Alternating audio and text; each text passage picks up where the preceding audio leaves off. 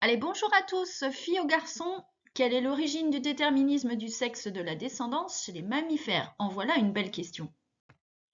Si vous allez sur n'importe quel moteur de recherche, vous allez trouver plein de possibilités. Suivre un régime, choisir un calendrier chinois ou autre type de calendrier pour choisir la date de conception, pour choisir le sexe de futur enfant. Info ou intox? Allez, la génétique va nous aider à y voir plus clair. Alors ici, vous avez un karyotype humain. Ce karyotype, je vous le rappelle, c'est une cartographie finalement des chromosomes que l'on peut voir au moment de la division cellulaire et on va les ranger par taille, position du centromère et ce rangement se fait par paire de chromosomes homologues. On voit qu'ils sont homologues sauf pour la dernière paire, la paire numéro 23 qui correspond au chromosome sexuel. Si vous portez X et Y, vous êtes un garçon. Si c'est X et X, vous êtes une fille. Alors maintenant, comment ces chromosomes sexuels sont-ils transmis à la descendance? Donc si vous êtes un homme, je rappelle, vous avez les chromosomes sexuels X et Y.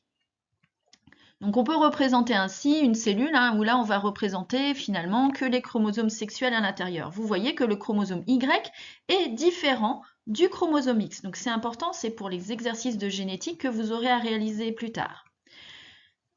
Lors de la formation des gamètes, leur formation des spermatozoïdes chez l'homme, il va y avoir processus de méiose. Première étape, réplication de l'ADN, on obtient des chromosomes à 2 chromatides.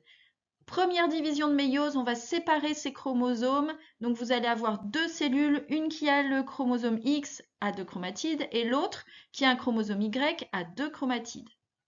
Deuxième division de méiose, on va séparer les chromatides et on va donc obtenir deux cellules contenant un chromosome X et deux cellules comprenant un chromosome Y.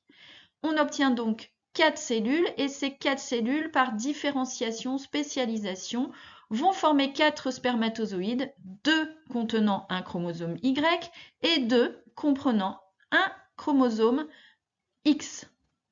Maintenant, passons chez la femme. Donc, on va aller un petit peu plus vite. Réplication de l'ADN. On va avoir une cellule précurseur de gamètes qui contient 2 chromosomes X à 2 chromatides. Première division de méiose, on sépare ces 2 chromosomes. Deuxième division de méiose, on obtient 4 cellules précurseurs d'ovules et ces 4 cellules contiennent chacune un chromosome X. On obtient donc après différenciation 4 ovules et ces 4 ovules contiennent un chromosome X. Maintenant, fécondation, il va y avoir reproduction sexuée qui correspond à la rencontre aléatoire des spermatozoïdes avec un ovule. Ces spermatozoïdes transportant soit X à 50% et Y à 50%, nous allons déterminer grâce à un échiquier ou tableau de croisement les probabilités d'obtenir un garçon ou une fille. Donc là, on fait notre échiquier, on va placer les chromosomes sexuels transmissibles par la mère et l'homme, et le père. On remplit le tableau de croisement et on obtient, dans 2 cas sur 4, donc à 50%, la probabilité d'avoir un garçon et d'avoir à 50%, donc 2 cas sur 4, X et X, et donc d'avoir une fille. Donc à partir de ces informations, qu'en pensez-vous? Suivre un calendrier pour choisir la date de conception? Suivre un régime pour la maman?